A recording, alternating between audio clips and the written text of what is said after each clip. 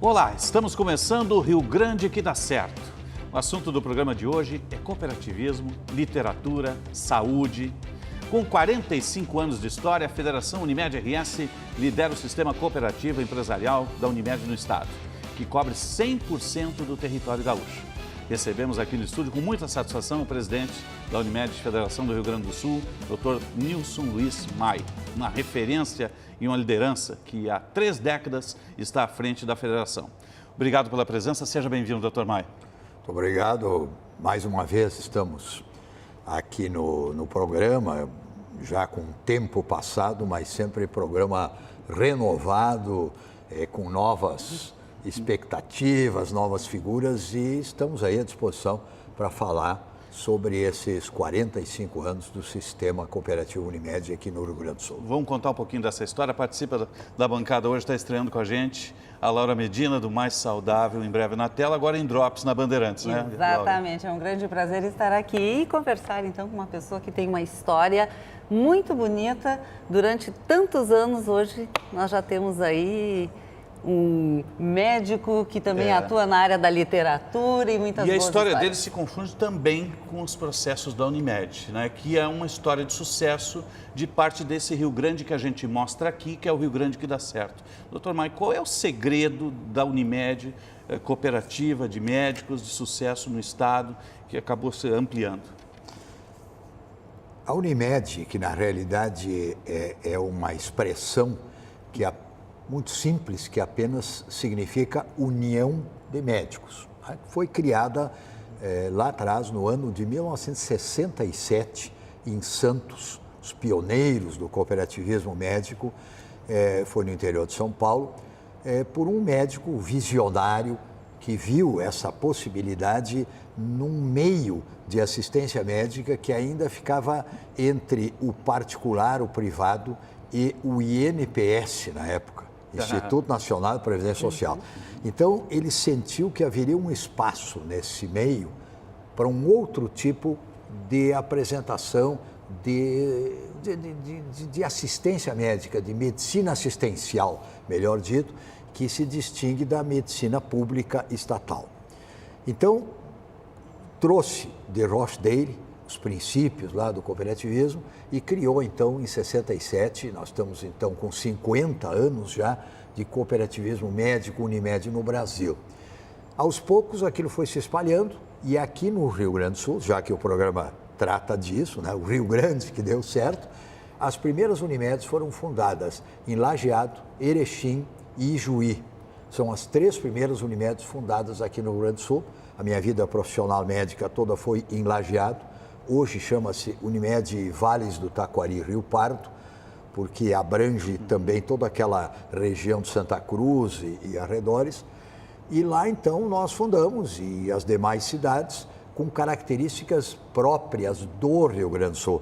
Nós fomos buscar a ideia lá em São Paulo, em Santos, mas adaptamos essa ideia à nossa realidade. Agora, aqui tem um solo fértil para cooperativismo, né? Porque tem o Sicredi, tem a PIA e tem a Unimed. Né? E já tinha o Padre Amstad lá em Nova Petrópolis, né? Como um ícone pioneira, do cooperativismo no mundo. E né? o Rio Grande do Sul se destaca em relação às outras? Sempre se destacou, né, em relação ao cooperativismo. Então foi mais fácil para nós. Embora no começo havia uma certa surpresa, inclusive aqui na organização, na UCEG, esses lugares, que querem esses médicos com o cooperativismo urbano. Desconfiança. Urbano, porque o que prosperava é o cooperativismo rurícola, né? Então, de soja, de trigo, de milho. Mal e mal, talvez, houvesse alguma possibilidade de taxistas, acho que pouco. Então, surge esse novo cooperativismo da época, totalmente urbano e ainda por parte de uma classe que aparentemente favorecida, que não precisava ter essa possibilidade. Então, 45 anos, no ano 2017, de cooperativas Unimed aqui no Rio Grande do Sul. A federação foi logo depois. A federação, em 1972. Quando se criaram as outras Unimedes. As primeiras Unimedes foram em 71. Depois veio o guarda-chuva. Depois veio a federação, porque a doutrina, a lei, a legislação, a lei 5764 do cooperativismo prevê que para formar uma federação precisa 3 unidades singulares. Aí, em junho do ano seguinte, 1972, nós tínhamos 7. Então, essas 7 fundaram a federação. Mas eu comecei lá como entusiasta, talvez, como médico cooperado, depois entrei no conselho de administração, depois fui para a diretoria, aí fui vice-presidente desta Unimed, hoje, como eu disse, Vale está com Rio Pardo, e depois fizemos um movimento estadual, né, de oposição à diretoria da federação na época e ganhamos a eleição, então eu fui eleito presidente da federação do Rio Grande do Sul. Existe, só para complementar, a estrutura do cooperativismo é a mesma, baseada na legislação. Quer dizer, tem uma federação aqui no Rio Grande do Sul com as suas Unimedes singulares. Tem uma em Santa Catarina, tem uma no Paraná, tem uma em São Paulo. E todas as federações se reúnem e formam uma confederação nacional, que é o órgão de terceiro grau, que a sede é em São Paulo. Então, além de dirigir a federação aqui, de ter que harmonizar, dar essa assistência institucional, política institucional à federação, as nossas 27 Unimedes aqui no estado, eu tenho que participar das reuniões em São Paulo como representante da federação junto à confederação. Então, esse é o esquema geral do cooperativismo. E nesse período, então, nesses 30 anos, e hoje a gente teve, então, um avanço tecnológico que está muito maior e desafiador. Tem todo um plano de inovação hoje. Como é que deu esse processo todo até que foi rápido, teve que ter mudanças drásticas? A marca da gestão. Né? Na realidade, são 45 anos aqui no estado, mas dos quais... 3 décadas, como ele disse, eu estou na presidência da federação. Então, como ele perguntou, né, o Osíris, nós como formação médica, nós não temos formação empresarial, executiva. Eu e os demais dirigentes, nós tivemos que aprender no decorrer do tempo. Então, nós fomos aprendendo, ou fazendo algum curso, mas muito mais observando como se processavam essas evoluções da medicina assistencial. E então nós fomos vendo a questão do plano de saúde, qual é a melhor oportunidade, como é que a gente pode fazer esse crescimento, o que a população, que são os nossos beneficiários, no caso, mais precisa, os tipos de planos, se tem consultas, se tem ambulatórios, se tem hospitalização. Então, na verdade, no começo era muito fácil administrar uma cooperativa, porque tinha uma coluna de receita e uma coluna de despesas. O que sobra disso aqui chamam-se no cooperativismo sobras, né? Seria o lucro de uma empresa habitual. No cooperativismo são sobras. Esta sobra é dividida proporcionalmente ao trabalho de cada sócio. Quer dizer, se eu sou médico e sou um bom médico, e atendo no consultório 100 pacientes num mês, eu vou ganhar 100 vezes o valor estimado, estipulado daquela consulta para aquele mês, que pode ser diferente no outro, depende do que gastou. Então, tudo é baseado, a doutrina, nas sobras. Se eu atendo 10 pacientes, eu vou receber 10 vezes a consulta. E isso também vale para cirurgias, para os atendimentos, para o ambulatório. Então, no começo era fácil. À medida que a medicina foi avançando, a tecnologia foi progredindo, né? Foi se tornando complexo, precisamos hospitais. Aí precisa atendimento, aí precisa fazer raio-x, aí precisa fazer tomografia. Agora tem que fazer ressonância. Aí aparece uma novidade. Aí surgiram os hospitais da Unimed. Aqui no estado nós temos 6 hospitais. Tem o do Vale do Caí, no Montenegro, foi o primeiro, Foi o Montenegro, eu me lembro. Tem em Juí, tem Vale do Caí, agora tem em Canela, Santo Ângelo. Canela Gramado ali? Não, ali não. Então, tem diversos hospitais que tem Novo Hamburgo, que é a Vale dos Sinos, e diversos outros. Então, os hospitais não é o nosso foco, não é a nossa finalidade. Só se houver um vazio. Se houver necessidade, que a gente tenha que reduzir os custos, porque senão as sobras vão diminuir. Se gastar muito em exames, em pedidos, em tomografia, em ecografias, em hospitalização, as sobras vão diminuir. Só vocês terem uma ideia, quando nós começamos as primeiras Unimedes aqui, dos 100% do arrecadado, digamos, da receita, 20% eram destinados aos atos acessórios, ou auxiliares não cooperativos, que tem que se pagar imposto sobre isso. E 80% ia para o trabalho médico. Hoje é o contrário. Inverteu. Por isso que os médicos reclamam. Também é pouco, porque a tecnologia fez, cada um entra lá e diz assim, não, o paciente estou com problema tal e coisa, com medo de algum problema, então já vamos fazer ressonância, exame disso, exame daquilo, e aquilo se esvai, digamos assim. Então, a sobra diminui. Muito fácil de entender. Então, essa é a evolução. E o sucesso vem porque o médico cooperado, ele é, ao contrário de uma empresa que tem os donos e contrata médicos, então o dono visa um lucro para si.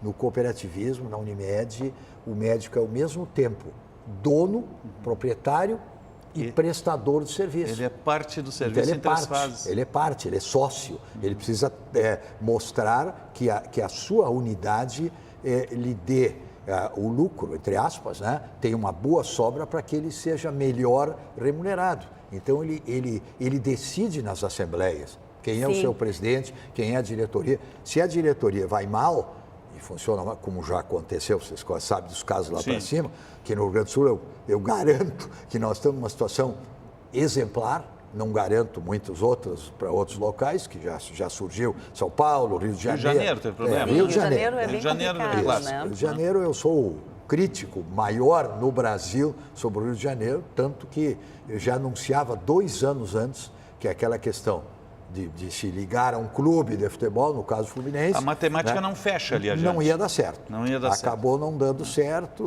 E ficou a conta. Ficou a conta. E a questão assim dessa cultura mais em relação à prevenção da doença, Sim. porque isso seria muito favorável, não é mesmo? Muito bem posto. O doutor Mário vai responder depois do intervalo, tá certo? Estamos conversando com o presidente da Unimed Federação sobre saúde, vida saudável, cooperativismo. Daqui a pouco vamos falar de literatura também. Já voltamos.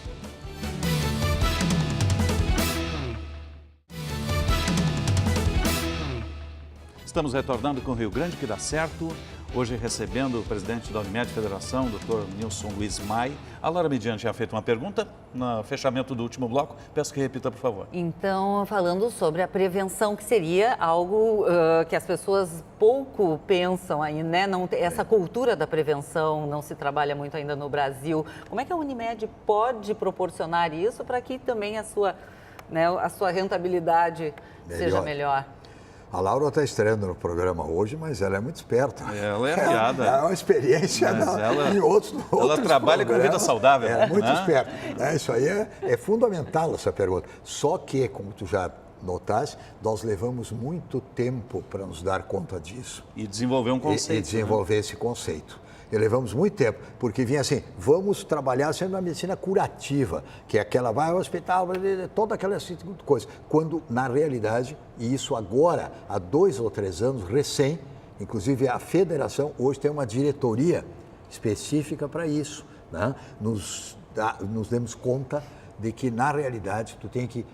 É bom para o usuário, para o beneficiário, para a comunidade, para a saúde, para a Unimed e para o médico, que pode...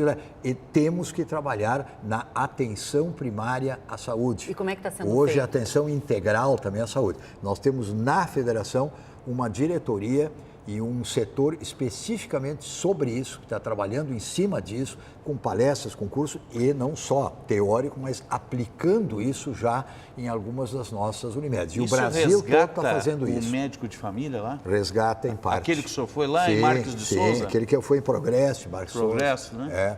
Atendente com Lampião. Quando era distrito, isso. Não era município ainda, né? Era vila. Vila, né? Isso.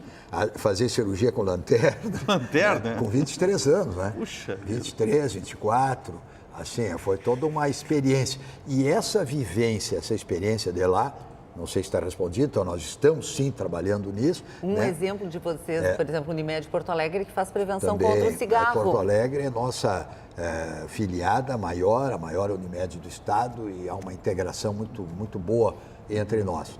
Mas há pouco o Osiris falou qual é o segredo. Médico de família, né? O médico de família também tende a voltar. Não é uma coisa muito simples, mas... Tem uma questão também da humanização entre os médicos, essas relações. É ouvir o paciente. É ouvir o paciente, que a gente fazia lá, saber dele, da família, quais são os problemas que afligem aquela pessoa, aquele ser, né? E não assim, está dor de cabeça, faz exame. Então, a pessoa muitas vezes não precisa daquele exame, né? Então, essa atenção integral deve ser isso. Mas eu teria, assim, uma meia dúzia de palavras para dizer qual é o sucesso, pelo menos da federação, e o que eu tenho imprimido, assim, nesses 30 anos, é tu adquirir, agora falando como executivo, como o Rio Grande deu certo, como perfil, esse tipo, a credibilidade dos seus comandados, a confiabilidade, a transparência na administração, que tanto falta hoje, a honestidade, entende? A ouvir o que as pessoas têm a dizer e não ter qualquer prepotência em relação aos seus gerentes, seus funcionários. Eu tenho pavor e conheci muitos, todos afundaram, da pessoa achar que assim, agora eu cheguei nesse cargo de presidente, de tal lugar. Eu jogo futebol com os meus funcionários até hoje.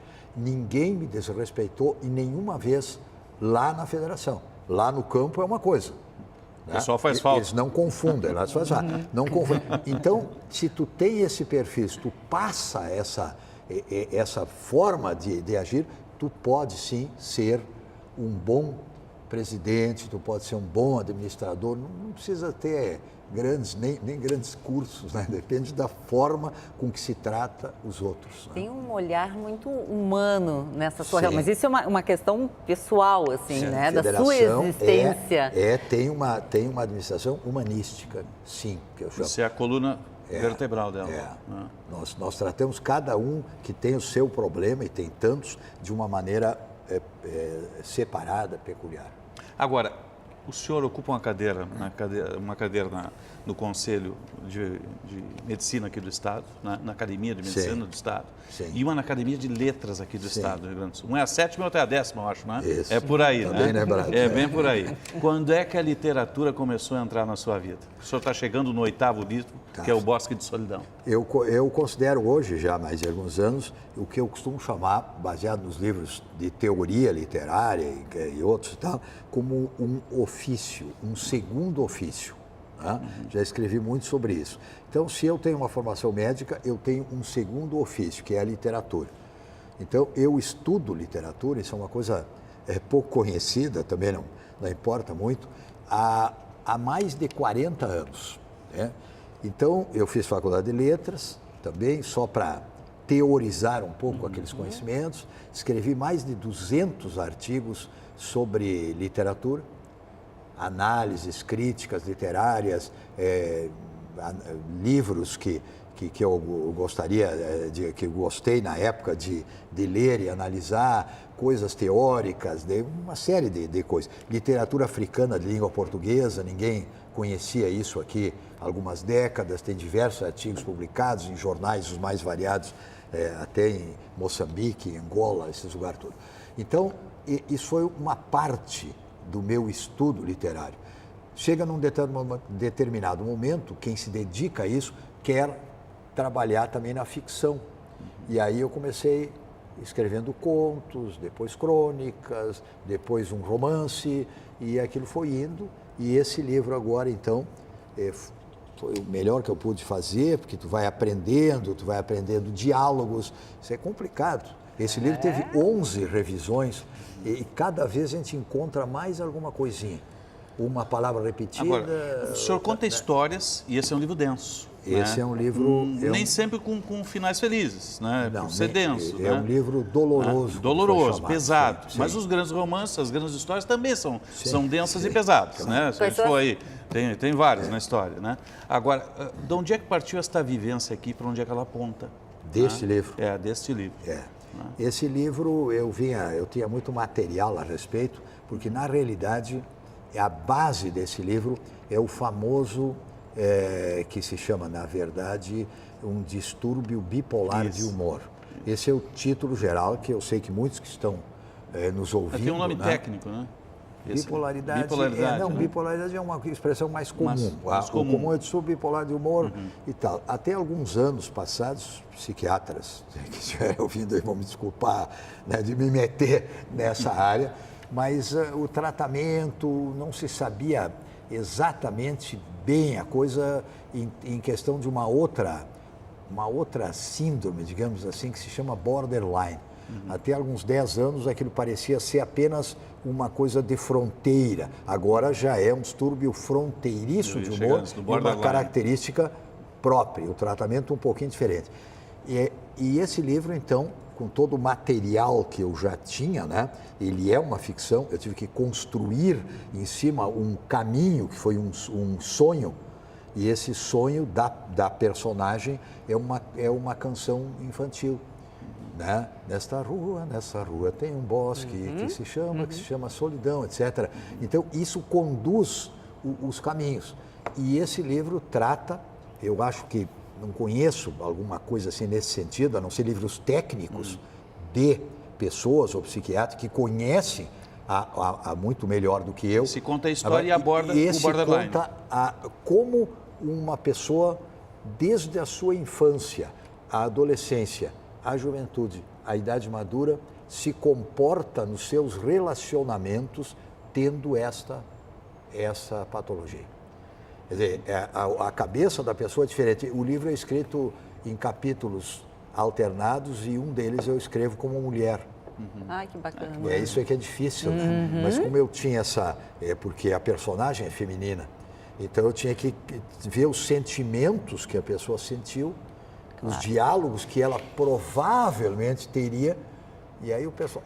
Isso é necessário uma empatia, não é mesmo? Tem um processo criativo nisso nesse tudo, sentido. Tem um processo criativo muito forte nisso, sim, né? 60% é esse processo criativo de ficção e 40% eu usei o material muito grande que eu tinha a respeito dessa matéria. Diversos episódios que eu fui pessoas, pacientes, famílias, Sim, vamos buscando cartas, referências, isso. né? Há cartas, diários, cadernos, bilhetes. Quanto tempo o senhor ficou fazendo essa pesquisa? Livro aí eu levei 5 anos para escrever.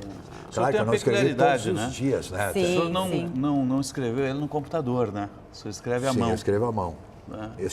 Mas depois tem depois que passar é que é repassado. Fazer correção. O meu primeiro livro, eu estava enlajeado, eu fico pensando até hoje, foi na década de 1980, eu tinha uma secretária, escrevia com máquina. Não, era um romance. Romance também. Terra da Boa Esperança.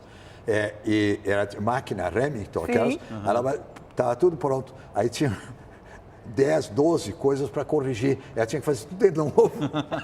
Mais uma vez, 200 para... Aí na semana seguinte, vamos trocar esse capítulo, tudo de novo. E você foi uma criança leitora? Como é que foi a sua relação com a leitura na infância para chegar hoje, assim, com tanto amor e com essa dedicação à literatura? Eu vou dizer uma coisa que choca. Entende? Vou dizer uma coisa que choca, mas não deve... Cada pessoa tem um caminho na sua vida e não deve servir isso de modelo, entende? Quando eu tinha 12 ou 13 anos, e eu vinha a Porto Alegre, morava em Caxias do Sul, era professor com 14, como eu disse para vocês há pouco. Quando eu tinha 12, 13 anos, eu vinha a Porto Alegre com meus pais visitar os tios aqui, e enquanto eles ficavam em casa, eu ia nos sebos. Passava a tarde toda nos sebos, olhando livros e vendo. Eu não sei de onde veio isso, porque na minha casa eu nunca vi nenhum livro. O senhor é de família pobre? E sim. Então, eu não vi nenhum livro na minha casa. Entende? Só, assim, o afeto, o carinho, a formação da criança, com muito apego, com muita coisa assim, só 2, eu e minha irmã. Mas, então, quando pensa, não, tem que livro, provavelmente tu tem que ensinar, tu tem que desenvolver, mas para mim isso não foi. E aí eu pedia para minha mãe, ela fazia doces para fora e tal, e quando ela queria me dar um presente, eu juntava algum livro, eu pedia que ela juntava algum dinheiro, desculpa, que ela me comprasse um livro. E ela não entendia bem por que queria transformar aquele dinheiro em livro. Mas é uma história linda, é uma história linda. Hoje né? ela tem Sua mãe? 104 anos. 104 Vai fazer anos. Agora em junho 104. Está lá em Marcos de Souza? Tá aqui. Está aqui. Tá aqui, Longeva? Está aqui, Está em longeva casa. bastante. Agora no domingo Anteontem nós estivemos fazendo um churrasco junto, etc. E tal. É isso aí. O que é fundamental para o Rio Grande dar certo, doutor Maia? O que é fundamental para o Rio Grande dar certo, na nossa área, é isso. Na área geral, política, eu acho que é muito simples, né? Tirando o que é complicado, que é a questão dos recursos. Todo governador, todo prefeito só se queixa do que não tem recurso, porque tem isso, porque tem aquilo, porque o outro consumiu tudo, porque não tem. Bom, então por que se candidatou? Né? Então, eu acho que são a maneira. Eu nunca segui carreira política nenhuma, embora tenha sido convidado muitas vezes. E hoje eu digo assim, sob certa forma, a única coisa que me interessa é que me candidatasse e pudesse ser eleito a presidente da República, porque não tem outra possibilidade a não encontrar uma pessoa que deve ter por aí, mas não tem votos, como é o meu caso, tantos outros, né? O professor Carvalhosa, que nós trabalhamos lá em São Paulo, que andou se candidatando sem partido, é um caminho, é falar diretamente, assim como nós estamos falando, é mostrar, é dizer as coisas, não fazer marketing, mandar musiquinha, os outros conversar no seu lugar, aquelas coisas, agora eu venho aqui para o programa de saúde, segurança, educação, Não é isso, né? Não redunda em nada. Então, são as mesmas condições, é passar confiabilidade, credibilidade, confiança e transparência naquilo que tu quer. Isso é o caminho para o Rio Grande dar certo, portanto, mudar o perfil dos nossos políticos e a oportunidade está aí agora. Doutor Anderson Maia, parabéns para toda a equipe da Unimed, para o senhor também, e parabéns pelo livro também. Tá? Muito obrigado por fazer parte do nosso Rio Grande que dá certo. Laura Medina vai retornar outras vezes, obrigado pela presença conosco. Tá? Obrigada pelo convite. O Rio Grande que dá certo vai ficando por aqui, obrigado pelo carinho da sua audiência e até uma próxima oportunidade.